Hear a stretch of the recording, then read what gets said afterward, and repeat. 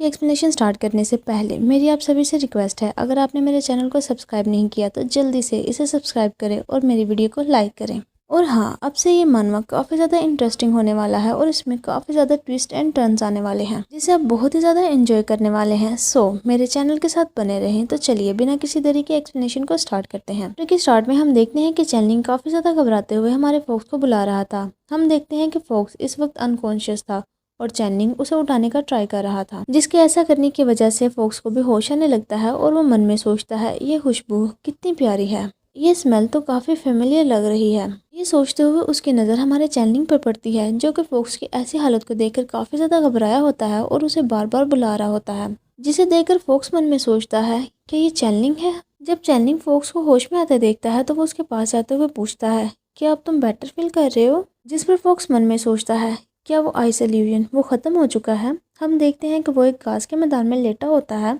जो कि काफ़ी ज़्यादा खूबसूरत था और उसमें काफ़ी ज़्यादा खूबसूरत फ्लावर्स लगे हुए थे।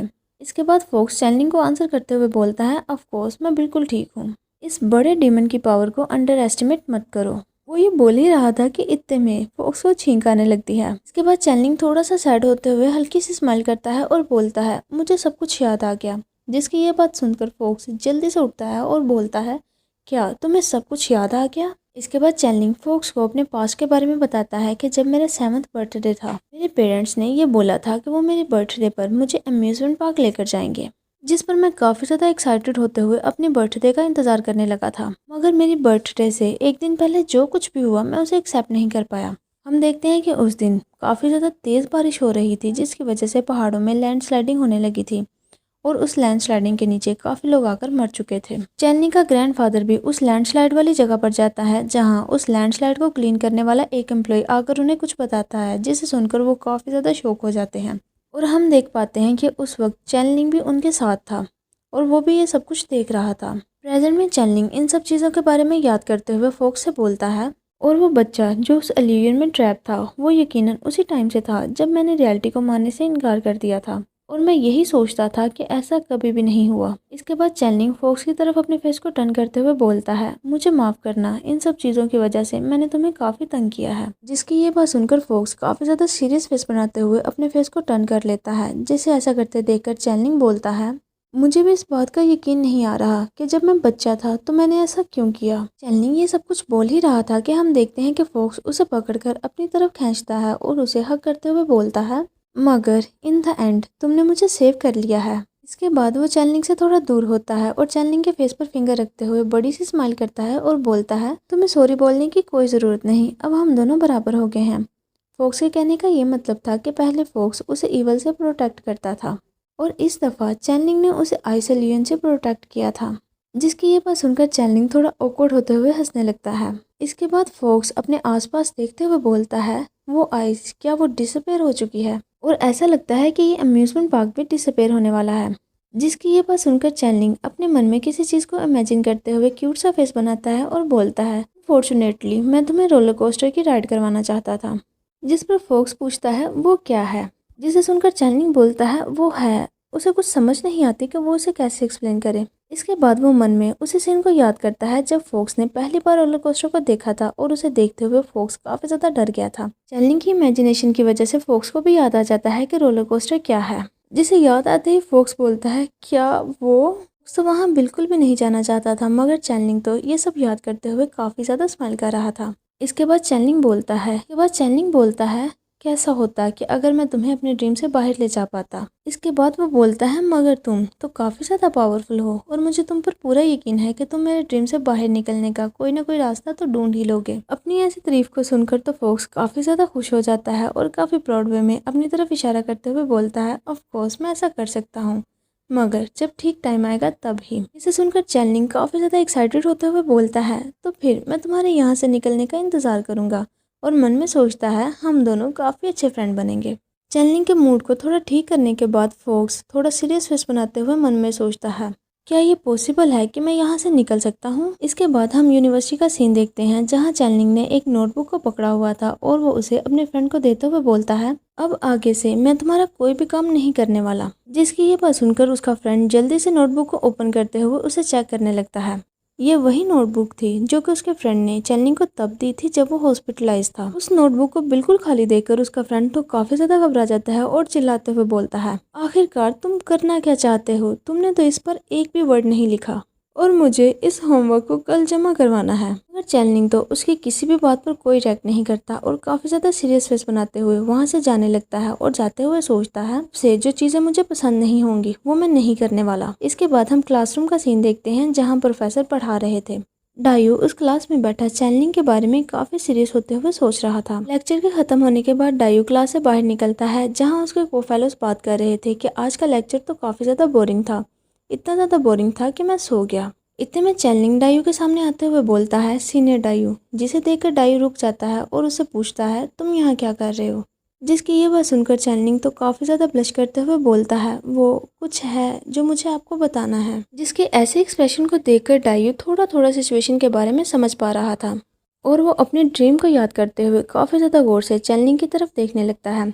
इसके बाद हम कुछ देर पहले का सीन देखते हैं जहाँ चैनलिंग ने अपने हाथ में एक स्टोन पकड़ा हुआ था जिसके अंदर एक काफी खूबसूरत बी थी जिसे चैनलिंग काफी गौर से देख रहा था। इसके बाद चैनलिंग लाइब्रेरी में से किसी बुक को सर्च करते हुए मन में सोचता है, वो पर्सन जिसे तुम लव करते हो, अगर तुम जल्द ही अपनी फीलिंग्स के बारे में उसे कन्फेस नहीं करते तो तुम उसे हमेशा के लिए खो सकते हो। इसके बाद चैनलिंग ब्लश करते हुए सोचता है, मैंने अपने ड्रीम में तो उन्हें सब कुछ बता दिया था, क्या मैं रियलिटी में भी उन्हें ये बता सकता हूँ? इसके बाद दोबारा से हम वही प्रेजेंट का सीन देखते हैं जहाँ चैनलिंग ने डायू से बोला था कि मुझे आपको कुछ बताना है और वो दोनों बात करने के लिए एक रूम में चले जाते हैं। उस रूम में एंटर करते ही डायू बोलता है, क्या वो तुम्हें पसंद आया? जब लास्ट टाइम मैं फैंक्शन सिटी विजिट करने गया था तो मैंने एक्सीडेंटली ही ये स्टोन बाय कर लिया था। जिसे सुनकर चैनलिंग बोलता है, वो तो काफी ज्यादा खूबसूरत है। उसके अंदर जो बी है उसे देखकर तो ऐसा लगता है जैसे वो अभी भी जिंदा हो। जिस पर डायू बोलता है, वो तो सिर्फ एक एम्प्टी शेल है और जो कीड़ा उस शेल के अंदर है ऐसा लगता है कि वो जिंदा हो। असल में तो ये एक एंटीक है जो कि काफी देर पहले ही खत्म हो चुके हैं और इनकी जगह इनऑर्गेनिक सब्सटेंस ने ले ली है। मिलियन ईयर्स पहले इस तरह के फॉसिल्स पाए जाते थे जिनकी शेप बग की तरह होती थी। इसके बाद डायू बोलता है, बाय द वे, तुम मुझसे कुछ कहना चाहते थे ना, क्या बात है? ऐसा कौन सा मैटर है जिसकी वजह से तुम्हारा फेस इतना ज्यादा सीरियस लग रहा है? डायू की ये बात सुनकर चैनलिंग थोड़ा नर्वस होते हुए अपने फेस को झुका लेता है। इसके बाद वो अपने हाथ में पकड़े स्टोन को अपनी मुट्ठी में जोर से बंद करता है और फिर थोड़ी हिम्मत करते हुए सीनियर की तरफ देखता है और बोलता है, सीनियर डायमिंग, आप मेरे लिए बहुत इंपॉर्टेंट पर्सन है और मैं आपको लाइक करता हूँ। मैं आपको काफ़ी ज़्यादा लाइक करता हूँ। चैनलिंग की ये बात सुनने के बाद डायू के फेस के एक्सप्रेशन काफ़ी ज़्यादा सैड हो जाते हैं और वो उसे कोई रिप्लाई नहीं करता। सामने से कोई रिप्लाई न मिलने पर डायू पूछता है, सीनियर, आप इसके बारे में क्या सोचते हैं? जिसकी ये बात सुनने के बाद डायू कुछ देर सोचने के बाद थोड़ा सा आगे बढ़ता है और काफ़ी प्यार से चैनलिंग के फेस को टच करता है। इसके बाद वो आहिस्ता से अपने थंब के साथ चैनलिंग के लिप्स को कर्च करता है। जिसे ऐसा करते देखकर चैनलिंग ब्लश करते हुए बोलता है, सीनियर। मगर हम देखते हैं कि डायू उसे बिल्कुल भी आंसर नहीं करता और कंटिन्यूसली उसे देखे जा रहा था और देखने में ऐसा लग रहा था कि वो अभी काफ़ी गहरी सोच में हो। इसके बाद वो आहिस्ता आहिस्ता चैनलिंग को किस करने के लिए उसकी तरफ बढ़ने लगता है, जिस पर चैनलिंग ब्लश करते हुए अपनी आइज को क्लोज कर लेता है। डायू चैनलिंग के करीब बढ़ते हुए उसके उसी हाथ को थाम लेता है जिसमें वो स्टोन था। इसके बाद उसे एक मेमोरी याद आती है जहाँ 15 ने लॉर्ड जुनशू के हाथ को पकड़ा हुआ था और लॉर्ड जुनशू 15 के ऊपर था। उसकी पूरी बॉडी पर बाइट्स के निशान थे और वो दोनों एक दूसरे के साथ क्वालिटी टाइम स्पेंड कर रहे थे। ये सब कुछ करने की वजह से लॉर्ड जुनशू की हालत काफ़ी ज़्यादा खराब हो रही थी, जिस पर 15 काफ़ी प्यार से उसे अपनी तरफ करता है और उसके फेस को टच करते हुए बोलता है, मास्टर युनशू। अपना नाम सुनकर लॉर्ड जुनशू को काफ़ी अच्छा लगता है और वो स्माइल करते हुए बोलते हैं, 15। ये सब कुछ याद आने की वजह से डायू वहीं पर रुक जाता है और थोड़ा पीछे होते हुए बोलता है, तुम भी मेरे लिए बहुत इंपॉर्टेंट पर्सन हो। डायू की आवाज़ सुनकर चैनलिंग अपनी आइज को ओपन कर लेता है और उसे काफ़ी ज़्यादा बुरा लगता है। इसके बाद डायू आहिस्ता से चैनलिंग के फेस को टच करते हुए बोलता है, तुम्हारी बॉडी का टेम्परेचर तो काफ़ी हॉट लग रहा है, क्या तुम ठीक हो? जिसे ऐसा करते देखकर चैनलिंग मन में सोचता है, क्या जो मैंने अभी अभी बोला उसका आंसर ये है? ये सोचते हुए वो डायू के हाथ को पकड़कर अपने से दूर करता है और बोलता है, शायद ऐसा इस वजह से है कि कई दिनों से मैं ठीक से सो नहीं पा रहा। और मन में सोचता है, आखिरकार ये ड्रीम टूट चुका है। इसके बाद चैनलिंग जल्दी से वहाँ से जाने लगता है और जाते हुए बोलता है, मेरी कुछ क्लासेस हैं इसलिए मुझे यहाँ से जाना होगा। ये बोलते हुए वो रूम से बाहर चला जाता है। चैनलिंग के वहाँ से जाने के बाद डायू सैड होते हुए मन में सोचता है, मेरे उस ड्रीम से आने के बाद वहाँ क्या कुछ हुआ था। चैनलिंग तो आज काफ़ी डिफरेंट लग रहा है। वो ये सोच ही रहा था कि इतने में वो ईवल वहाँ अपेयर होता है और डायू की बॉडी को पूरी तरह से अपने अंदर रैप करते हुए बोलता है, क्या तुम हमेशा से ऐसा ही नहीं चाहते थे? वैसे तुमने अभी अभी उसके कन्फेशन को एक्सेप्ट क्यों नहीं किया? जिस पर डायू बोलता है, ज़ीक्वी, तुम्हें इस तरह की मिसअंडरस्टैंडिंग कैसे हो सकती है? ज़ीक्वी उस ईवल का नाम था। इसके बाद डायू थोड़ा सीरियस फेस बनाते हुए बोलता है, जो मैं चाहता हूँ वो चैनलिंग नहीं है। इसकी ये बात सुनकर वो ईवल काफ़ी ज़्यादा हंसने लगता है और बोलता है, हाँ तुम तो एक रॉयल प्रिंस हो, तुम इस बदसूरत दुनिया में हज़ारों सालों से जिंदा हो और ये सब कुछ उस लॉर्ड युनचू की वजह से है। यहाँ तक कि लॉर्ड युनचू की सोल रिकार्नेट होने के बाद अब एक नॉर्मल लाइफ गुजार रही है, मगर तुम नहीं, और तुम्हारी वजह से वो आखिरी एम्बर भी अब जा चुका है। वो स्टोन जो अभी अभी डायू ने चैनलिंग को दिया था वो एक एम्बर था। इसके बाद ईवल काफ़ी क्रीपी वे में डायू के शोल्डर पर हाथ रखते हुए बोलता है, तो उस एम्बर के अंदर वो सारी मेमोरीज हैं जो कि किसी सोल के बिना रिकार्नेट नहीं हो सकती, और तुम अब तक दूसरों की बॉडी के सहारे जिंदा हो। ना ही तो तुम एक गोस्ट हो और ना ही डीमन, क्या ऐसा नहीं है? इसके बाद वो ईवल काफ़ी क्रीपी वे में हंसते हुए बोलता है, आह एम्बर, इटर्नल शेल, अच्छा होता कि तुम उस शेल की बजाय उसी तरह की कोई चीज़ उस पर्सन को दे देते। इसके बाद वो ईवल क्रीपी सी स्माइल करते हुए बोलता है, अगर तुम्हें उस रेड पीस ने खाया ना होता तो तुम कब के डिसअपेयर हो चुके होते। जिसकी ये सब बातों को सुनकर डायू काफ़ी गुस्से से चिल्लाते हुए बोलता है, अपना मुंह बंद करो। जिस पर वो ईवल हंसते हुए बोलता है, आह मुझे माफ़ करना, मैं नहीं जानता कि मैं तुम लोगों को क्या बुलाऊं। इसके बाद वो दोबारा से बोलता है, आफ्टर ऑल वो रेड मून बीस्ट वो तो एक हाइब्रिड निकला। ईवल की ऐसी बातें सुनकर चैनलिंग तो गुस्से के मारे चिल्लाने लगता है और चिल्लाते हुए बोलता है, यहाँ से दफा हो जाओ। मगर ईवल तो अपनी बात को कंटिन्यू करते हुए बोलता है, तुम अपने ग्रुप में सबसे बेकार थे, इसकी वजह से उन्होंने तुम्हें निकाल दिया। वैसे क्या तुम मेरी पावर का यूज करके ताकतवर नहीं होना चाहते? ऐसा करने की वजह से तुम्हें इस तरह बॉडी चेंज करने की ज़रूरत नहीं पड़ेगी और तुम दोबारा से अपनी ओल्ड सेल्फ में वापस जा सकते हो।